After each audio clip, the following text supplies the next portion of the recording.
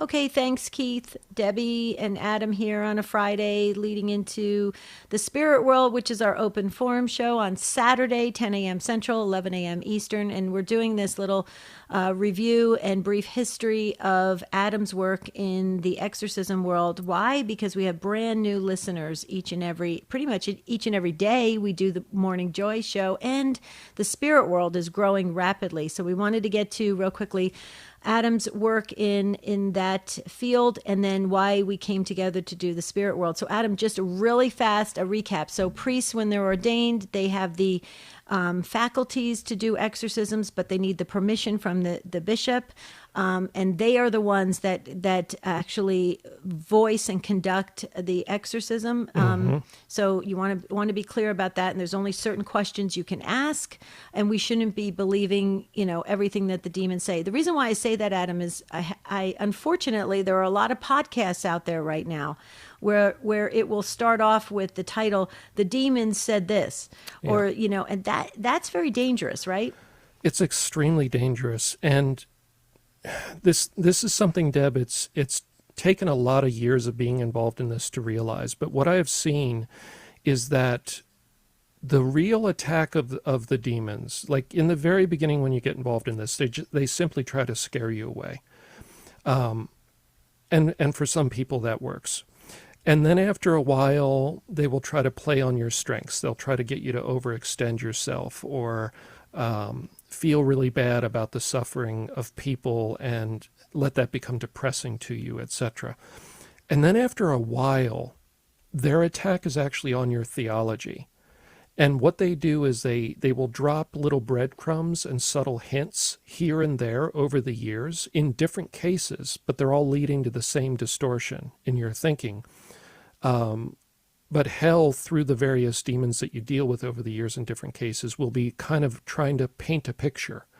And they'll try to twist your theology just a little bit in such a way that you're vulnerable to either some trap that they're going to spring on you later, or to some drama going on in the world, often, centered around rebellion against the church, rebellion against the hierarchy or the pope. They want to shatter the church and cause division and get as many people to break away from the body of Christ as they can. Gotcha. Because they want to wound the church. And so the greatest danger is the subtle attacks on your theology and your thinking that they do over time. And that's why it's so important to try to resist reporting things that are overheard during exorcisms, because outside of those, the facts that are needed to end the case that Jesus compels them to give to the priest exorcist, everything else, they don't have to tell the truth. They are happy to talk, and they will talk and talk and talk and talk and talk if you let them, because they are trying to manipulate everybody in the room. Okay, got it. So this is why I love that we're doing the Spirit World, because I think with the world of sensationalist everything out there, trying to get us hooked and get us like the adrenaline rushing and make us go back for more and more videos. I love what we're doing here because it's a solid catechesis. You are giving us insight on exactly what you are working with on a weekly basis with the trained priests that are exorcist priests and that are working in the ministry on a regular basis. You have current cases that you're working on, so you're able to share what you can. And that, I think, is a healthy understanding of the world that you're in. I think it's dangerous if we have this full-blown curiosity and trying to download all the movies, all the old movies and on possessions and all these things that happen inside an exorcism. I think that is very dangerous because, first of all, you have said this multiple times and you've kind of drilled it in our heads that possession is very, very rare. It's a very serious thing. And it's really not for the curious mind. It could actually be quite dangerous, right? Yeah, there was a case many years ago where a man asked an exorcist priest to be an assistant, to be one of the people that gently holds the person so they don't hurt themselves or other people during the exorcism. And it's not the person doing it, it's the demon animating the body. So Some cases can be quite violent, and unless there's somebody there to gently hold them, and of course the person gives permission for this before the session starts, they don't want their body to be hurting anybody either. Anyway, this person asked an exorcist priest, if he could come. He lied and said he was in a state of grace, and that, everything was squared away spiritually. He was Catholic. And he was known to somebody that the priest knew, and they thought the person would be okay. But they came out of curiosity, not out of being charitable and wanting to help this person. They came for selfish reasons. Okay. And they also came with unconfessed mortal sin on themselves. And so they went mad. They were institutionalized for 9 months after that session and I've seen these creatures kind of get in the mind of other people that shouldn't have been there. I've seen them lock eyes with somebody and stop the person from breathing because they had serious sin on them and they shouldn't have been there. It's very potentially dangerous. And this person's life was probably ruined. I don't know if they've ever had a functional life since. Wow. And this is the reason why I'm bringing it up, because Adam, I like to channel surf all the time on cable and other platforms. And I'm just blown away. I mean, just every single night, there's something about the devil. There's something about possession. There's something about fallen angels. There's something, I mean, it just goes on and on and on. And it's like, it's this drumbeat coming at us. And, obviously the demons know that's gonna pique our make us want to be curious to go, well, let me just check this out. Let me see what this is. Or I recognize a celebrity that's behind this, so I feel this is okay. It's somebody I know, or I've known of. But my point is that this is, again, very rare. The majority of us are never going to experience anything like this in our lifetime. However, when we give in to certain things, like you always mention unforgiveness and things like that, pride and things like that, tell us the practical steps for us navigating life so that we make sure that we block off any entry, pathways, points, any channels that could come into our lives, our families, our work, our, anything. So Sure. how do we protect ourselves, basically? Sure. And by the way, before we jump into this, Hollywood does not get it right. People assume that it's on a screen and therefore it's true. That is just a Hollywood writer's idea of what an exorcism might be like. These movies are not written by people that have actual experience in the ministry. So you get a very distorted view. How do you stay safe? Number one, avoid violating the first commandment. Okay, so when you turn to a created spirit, not the creator, but you turn to a created spirit of any kind for comfort, information, or power, which is typically what they're looking for comfort about their own death or the afterlife or their lost loved one. They're looking for information, hidden information that they think a spirit can give them, or they're looking for power in some form, influence over other people, make that person fall in love with me, make that person do what I want, hurt that person, whatever type of power. Those are generally the three reasons people approach the occult and these spirits. When you do that, you're violating the first commandment because you're putting another God before God, a small g God, right? There's only one capital G God. There's only one creator. When you turn to another spirit and you say to God, implicitly say, I don't trust you. I'm not waiting on you. I'm not waiting on your providence in my life. I'm not going to trust your word. I'm not going to trust the preaching of your church. I want my comfort now on my terms, and I'm going to turn to this other spirit to get it. You've broken your friendship with God, and you've started a friendship with a created spirit. And the only type of created spirit that's going to take that invitation that you make to the whatever, you pick up the phone and make an open invitation to whatever's out there, is a demon. So that's the portal. That's the number one thing, is don't violate the first commandment. Okay. That includes psychics, mediums, all that kind of stuff. Ghost hunting is necromancy by definition, which is forbidden strongly in the Bible, and it's a form of violating the first commandment. Okay, so that would be number one. Okay. Number two, be careful who you have intercourse with.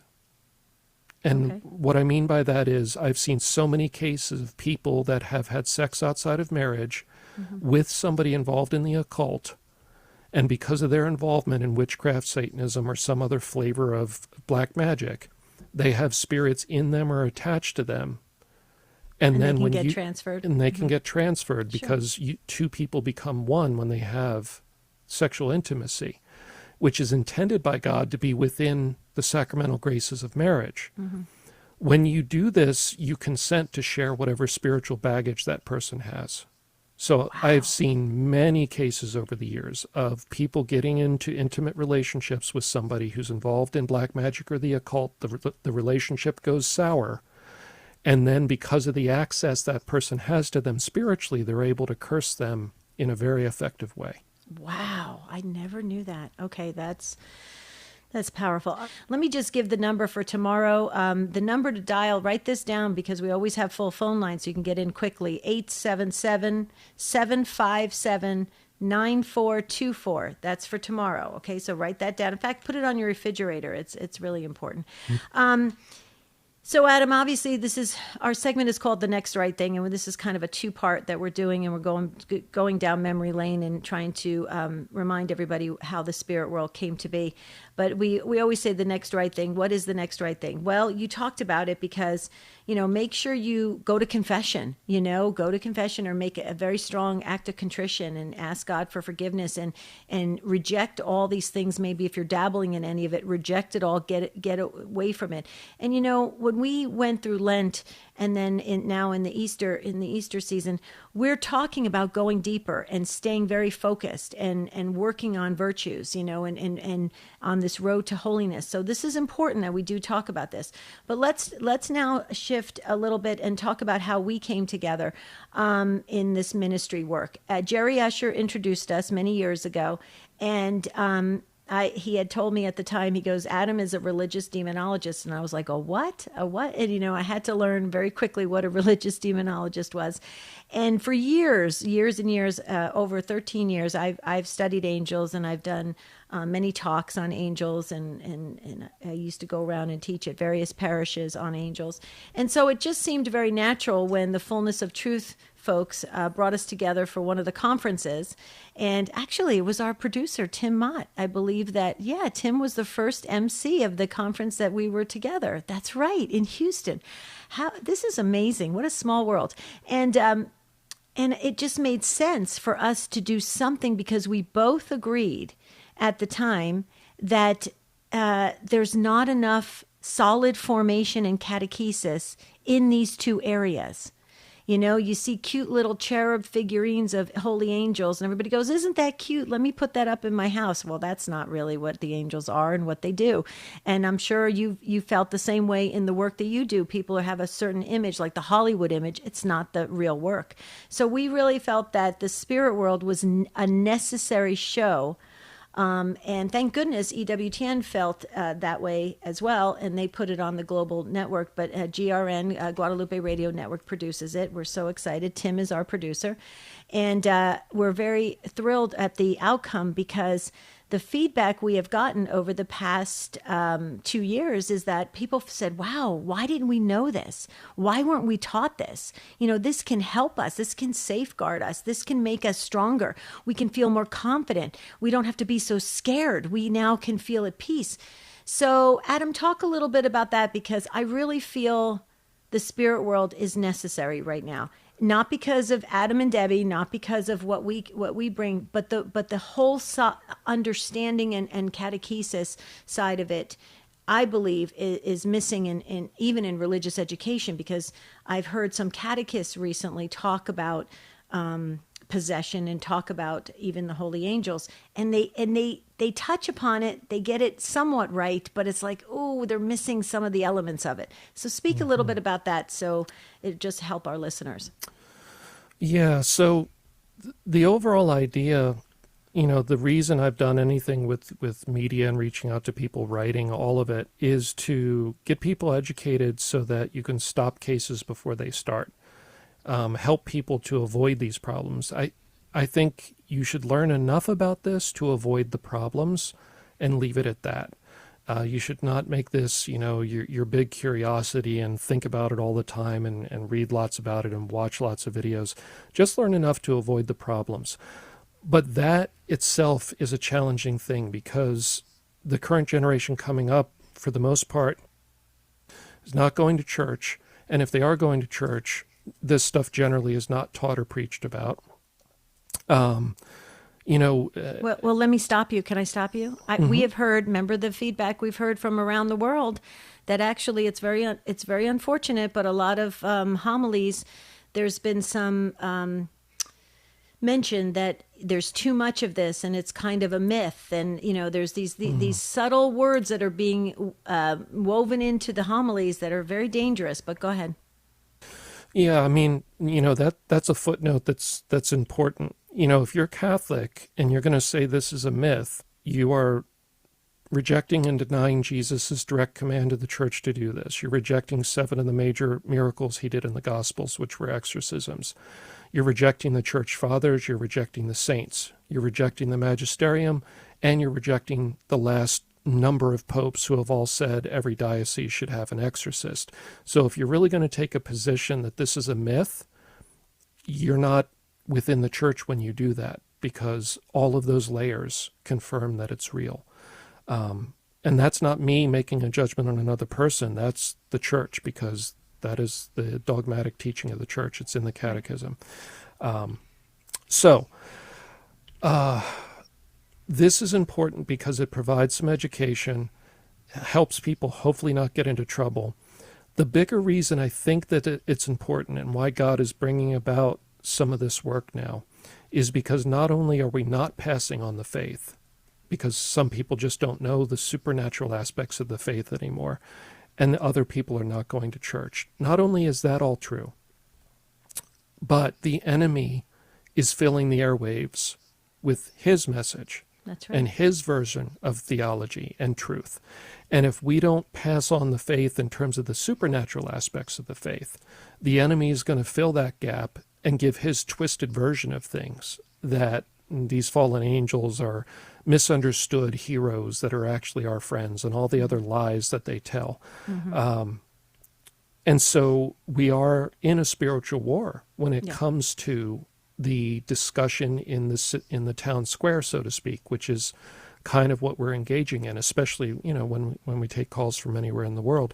Not inviting a debate. It's not about being angry and debating, but this is part of the spiritual war. Right. So we do feel it's necessary, and we are so grateful to all of our listeners of Morning Joy and the Spirit World that you've embraced it and spread the news that the show is going on Saturdays, and that's wonderful. Okay, we're going to close the Next Right Thing for this week and this Friday, Adam. So we believe the next right thing is definitely listen to the rest of Morning Joy, and then tune in tomorrow for the Open Forum. Our monthly show where you can ask questions about angels, demons, how the physical and spiritual worlds interact. And we look forward to your calls. And also, maybe if you're in the Dallas area, or you can drive in or fly in, April 20th, we're going to be there for a really cool evening. And we're going to do a live broadcast where we're taking questions from the audience, and we're going to share it with all of the Guadalupe Radio Network listeners. And you're bringing a very rare combination relic of our the original church, which I think is just fascinating, with some apostles and saints. It's pretty extraordinary. So third class relics can be made if everybody brings their items. All you have to do is go to grnonline.com/TSW live. It's April 20th. It's coming up real fast. So hurry and secure your spot. But Adam, thank you so much. This was a great recap and history and understanding. And we want our listeners of the spirit world to really spread the message that this is out there, a solid catechesis on these topics. And so that it's all for us to have a much richer, deeper spiritual life and a more confident attitude going in the world with our faith lives. So that's important. Thank you, Adam Blai. And with that, I'll send it back to Keith.